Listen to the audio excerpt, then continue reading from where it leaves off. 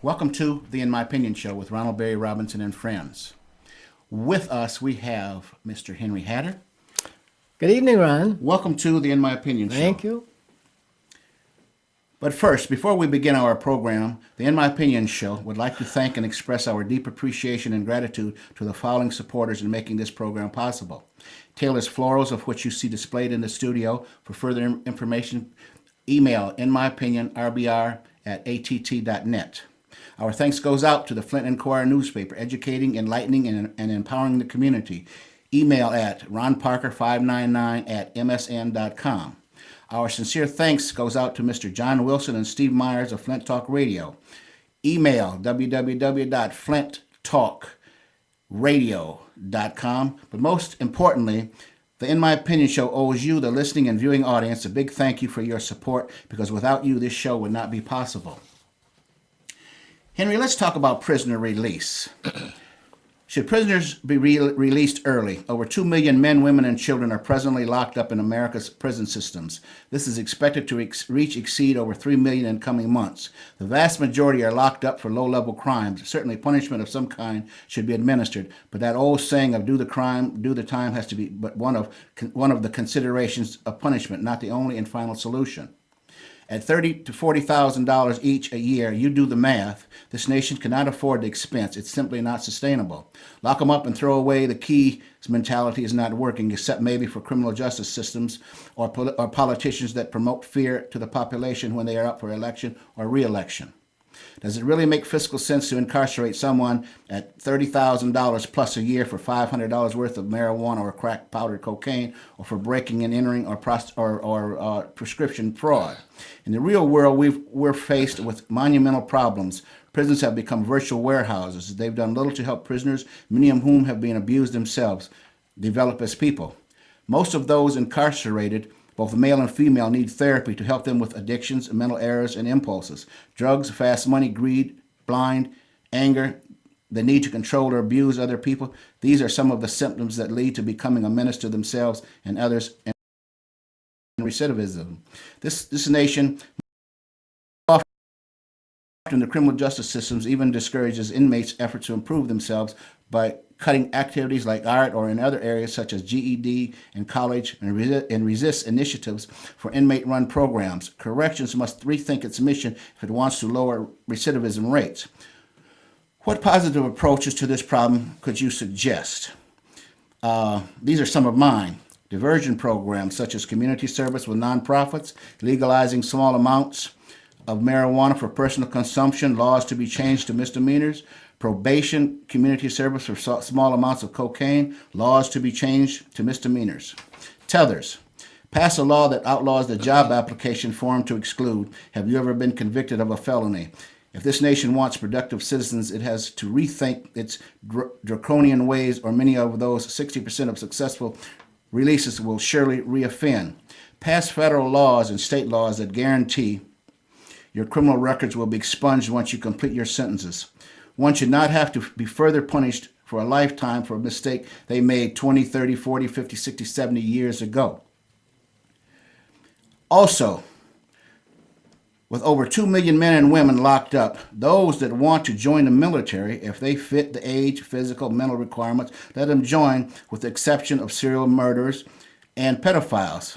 With a stipulation, if they successfully complete military service, then their felony convictions will be erased. Henry, what do you think about prisoner release? Well, Ron, I'm going to try as much as I can to agree with you, at least some components of what you said. Okay. But I must first of all lay down the foundation of my beliefs. I believe that we live in a nation of laws.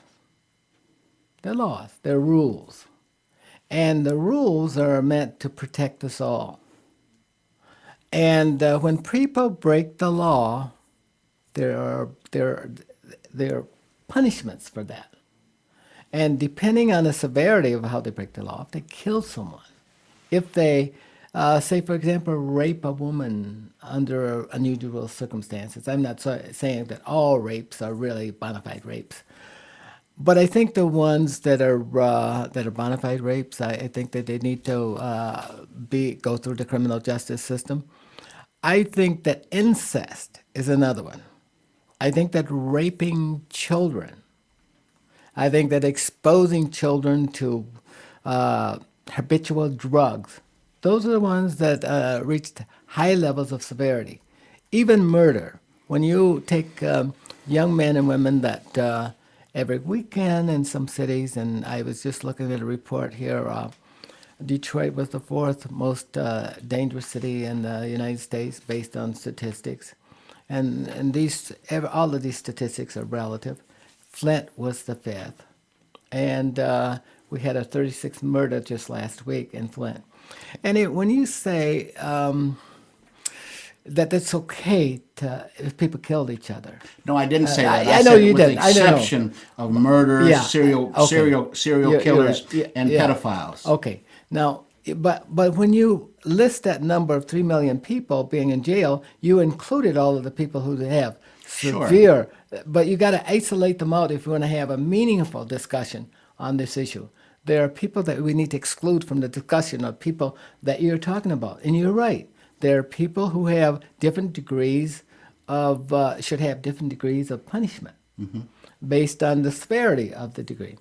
But to have what I see, and I can't seem to the disconnect from, I see all of the young men who are murdered on weekends in urban areas, particularly. And people say, well, it's okay. They do it in other cities, so what's the difference? But I it said the is. vast majority Not of you. low-level crimes. Okay, low Okay. level. We need then you need to extract those And the from the vast three. majority of those low-level crime people, are locked up.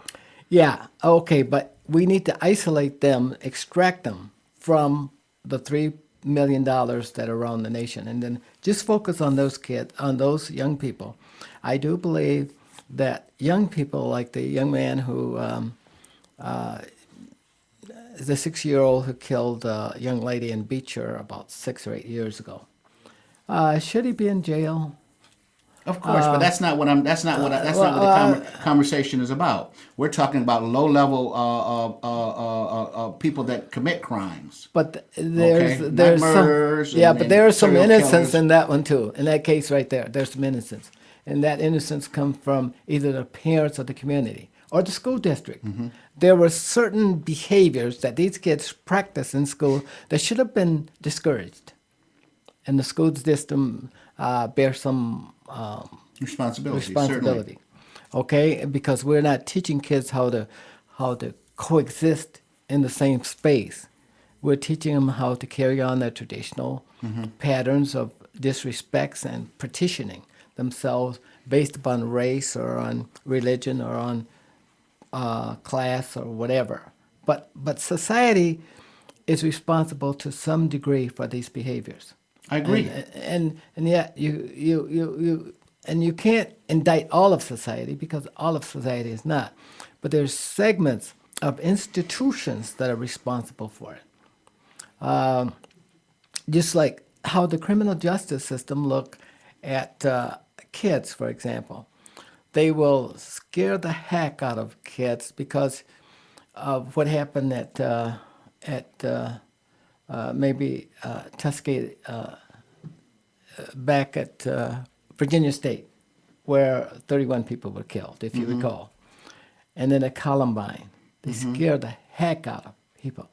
And they ask people to go out and get guns. They ask people to do all kind of things that create bad behavior. Okay. And the kids pick up on those. Don't believe that, do you?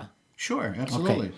But so we got to find a formula. We've got to find a model of how to deal. It's not all of society that's responsible, but it's society, those components in society like law enforcement who tend to drive fear tactics in school districts and so on and so forth. We need to go back and now school district officials and churches, even pastors carry guns and stuff like that.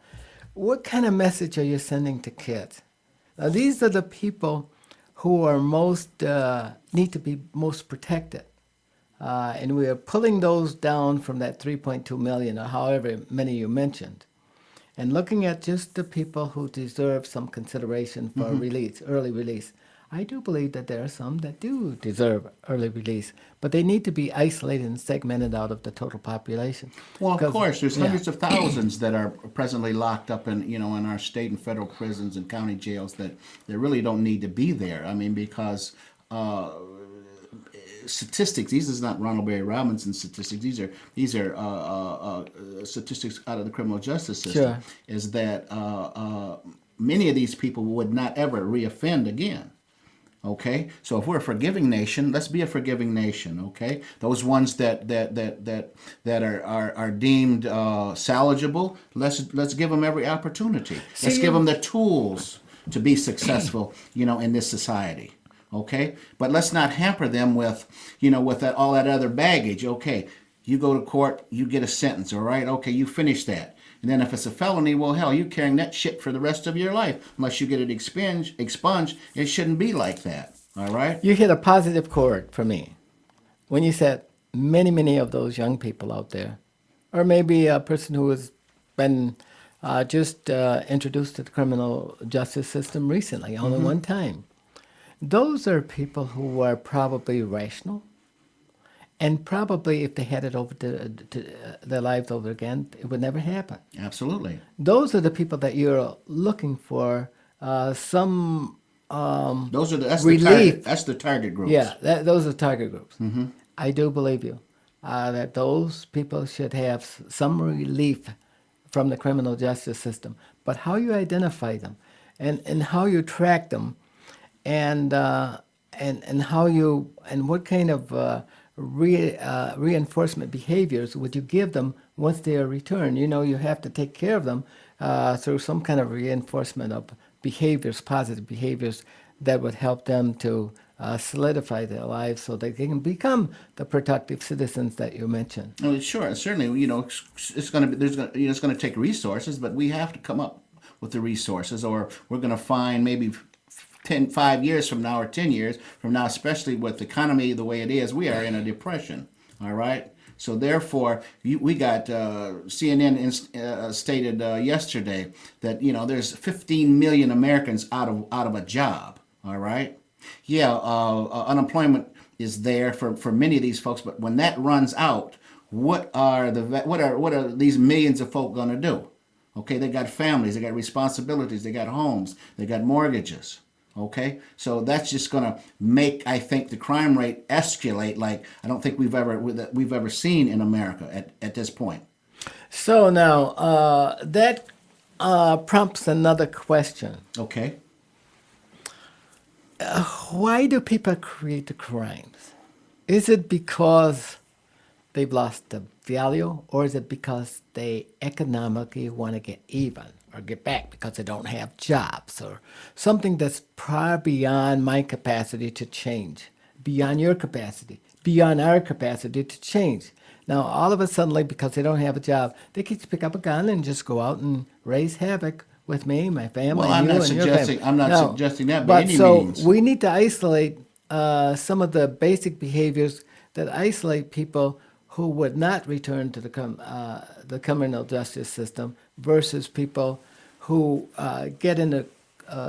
become involved in the criminal justice system because they think, well, if I don't have it, I'll just go out and take it. Wrong premise. Well, there are those No. individuals that think that way. Well, if people don't have jobs and they go out and kill someone or break the law, they need to go to jail. Absolutely, Yeah, absolutely. okay, we're on the same page again. Sure, we always have been. Okay, we're on the same should page be, again. there should be punishment, but what kind of punishment is necessary to correct somebody's behavior? All right, some people are just evil. All right, we got to isolate those folks. How do you correct somebody's behavior who kills somebody? How do you undo that? Well, then we have to look at the circumstances. All right, why it happened? Was it self-defense, or was it more evilness? Was it contract, or was it this guy just or her just out of her mind or something? Those are things that could come later. All right, but I think we're getting the cart before the horse here. In my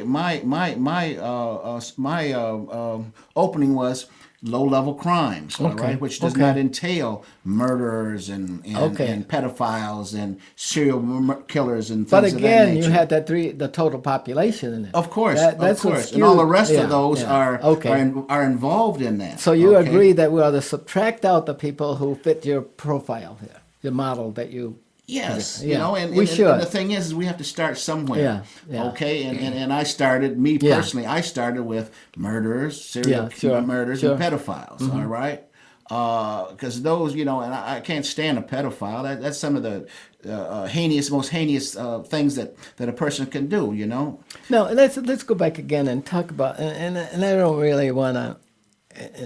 I have no overriding issues to dwell on this, but consider the murder of the 13 soldiers here just last week or 10 days ago, maybe 2 weeks ago at Texas. Well, he's probably going to wind up in front of a firing squad. Well, and no. duly, and he needs that, or the electric chair. All right. Okay, but because somebody called him a vile name, that's no reason to go out and kill someone. Well, I know it's that's provocation, true. but you don't kill people behind it. You there's a system out there that takes care of that redresses it. But think of all of the years, 100 years, the hundreds of years that your parents were called names, and you never picked up a gun. You never killed anybody. You never even broke that window. But I beat some ass in my day. You know what I mean? For calling me names. I know, okay? I know, but you don't go out and kill people. If Oh, no, that was the absolutely reason not. why it was done, that was for the wrong reason. I don't support that. Well, the thing is, that's not the information that I've gleaned so far. That Okay. somebody called him a name. I really don't know. That's and I don't part of think the any testimony. of us know Yeah. what occurred. But whatever it was, it was evil. Yeah. Okay, and certainly punishment should be had. All right, and Here's a person who had everything. He was educated. He earned tremendous amount of money. He had a great future. He was in the top 10% of the highest wage earners in the world, and probably in the 5%. Was an MD. So, for a person to go out and take somebody's life, take multiple lives like that, there's just no words for me to express my my disdain. exactly. And I'm sure that disdain is shared by millions all around the world. Okay, let me just read something here. That it's an editorial by the New York Times, and this is important that everybody should take into consideration. Congress took an important step when it passed the Second Chance Act to help former inmates return to their communities. If properly financed and carried out, the act could cut recidivism and ruinous prison costs for the states by helping them develop programs to provide job placement, drug treatment, mental health care, and other services that former prisoners need to build viable, crime-free lives. Congress does not have to look far for proven programs. New prison sentencing and reentry policies are already taking hold in several states, thanks in part to the work by the Council of State Governments Prison Policy Arm, the Justice Center, with the support of the Pew Charitable Trust Centers on the states. Their results have been especially impressive in Texas and Kansas, law and order states that were facing huge increases in their prison populations before they turned to the Justice Center for analysis and policy suggestions. Representatives from both states testified about their experience before a House Appropriations Subcommittee. State officials said that after studying the problem, they found their prisons populations were being driven up not by crime but mainly by breakdowns in their parole and probation systems. Simply put, they were sending too many people back to prison. Many were drug addicted or mentally ill offenders who could be safely dealt with in community programs. Legislatures in both states decided to expand community-based drug treatment and mental health services and encourage localities to provide closer supervision for released inmates. The changes put in place 2 years ago have yielded especially strong results in Texas. State officials said that the new system had already reduced parole revocations by an astonishing 25% and helped the state avoid a projected increase in the prison population that would have cost the Texas Treasury hundreds of millions of dollars. With the economy in recession and prison costs rising, states that used to lock up as many inmates as possible are looking for sensible alternatives.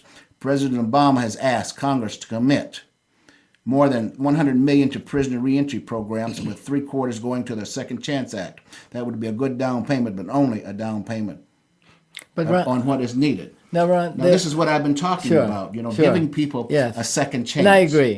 All right? I've had people come up to me and say, well, I just got out of prison. I can't find a job anywhere. And I really need a job. And I want a job. And I'll do my best to become reformed. Those are people who deserve the sensitivity and from us and from the society and from institutions. But there are kids out there who, right now, watching this program, who will pick up a gun tomorrow and put it in their pocket and go to school. Certainly. But Now, these are people who have choices. And they know if you put the gun in the pocket, you're going to use it at the first time of any kind of a threat or into altercation with anybody. But these children are so impressionable these days, okay? You've got No excuses. television. Exactly, I understand that. You've got all the violence, you know what I mean? It's running 24 hours a day on TV, and statistics point out that, well, you work for the school board, and I'm sure you know that statistics point out that these kids watch enormous amount of television. Okay, and all kinds of violence. Nothing is prohibited, it seems, anymore on the television. Okay, because if you can't get it on regular channels, then you have access to internet programs and all kinds of sexual orientated movies and so forth. Where a few years ago you wouldn't see that stuff. Exactly. Okay, exactly. You got Hollywood. Our values have changed, and it doesn't seem as though there are no rules or standards that stand up and that kids can govern their lives by, or how we should impose rules on kids who are growing up, they say, in a changing world. Something's not matching yet. We're not the pattern of life now is not aligned with some standards that kids need to follow. The ones that we lived under when we were kids, and we did all right, and we never went out and killed anybody, never had any inclination to kill anybody, but the kids who carry guns today are a lot different. Oh, and then they sure. say, oh, those kids are so different because they lived in a changed world. They're no different than you and I were. No, exactly, they weren't. And if you were to take a look at our lives, and we could be, and you did a correlation, we could be considered as poor as they are today. Sure, we're Yeah. just living in a It's different a era. correlation. Okay, But our value systems were different. of course, Yeah. of course. And so people But we didn't make have all excuses. that. We didn't have all that technology Yeah. that's out there today. And we lived in the worst of times too. Not only the best of times too, because we had values, but we lived in the Exactly. worst of time because we lived in a time of great racial divide, and great, isolation. This is my commentary. Cop killings, police brutality, citizens and gangs killing each other. FBI index crimes escalating. Parents killing their children and others stuffing their murdered children in garbage bags and dumpsters, or throwing lifeless bodies in garbage landfills and incinerators like so much unwanted trash. Flint, Michigan, and its inhabitants are no better off than Iraq or Afghanistan and others of third world mentality. The only thing missing so far have been car bombings and human beings blowing themselves up. But stay tuned. Remember, Flint, it seems, is now a third world city and has a lot of third world country mentalities. The human tragedy is affecting countless thousands. Flint has lost its morality. Daily shootings, home invasions, drug selling, and other related FBI index crime numbers are climbing. Flint, Michigan needs help now and fast. Martial law needs to be declared. The U.S. Justice Department is needed now, especially since Flint has been designated as its target city. Flint has been designated as the Justice Center's target city. For help and more information, call the U.S. Department of Justice and Mrs. Seeley at 1-313-226-4010. It's a damn shame that the good citizens have to barricade themselves up in their homes for fear of being murdered, robbed, kidnapped, or assaulted. This is not supposed to happen in a civilized society. White on white crime, black on white crime, white on black crime, black on black crime, ethnic intimidation, bigotry, and racism, whether directed at individuals or groups or the workplace or in the schools, is running rampant and has reached unprecedented and unexpected highs. The time for talking, praying, marching, and commissions and debates on crime is over. The time for waiting for the politicians and appointed individuals to protect our city and its citizens is over, because it seems they can't or won't stop the assault on humanity. These cowards are scared of the punks and other lawbreakers. We need to get rid of them and choose someone that really cares and that will speak up and protect us all. No more excuses. This assault on humanity must be stopped by any and all means necessary. People, we must stand up to the leaders and the punks, or we will very well become a crime statistic, or worse, a death statistic. Citizens of Flint, stop being afraid and take a stand for once in your life while you still can.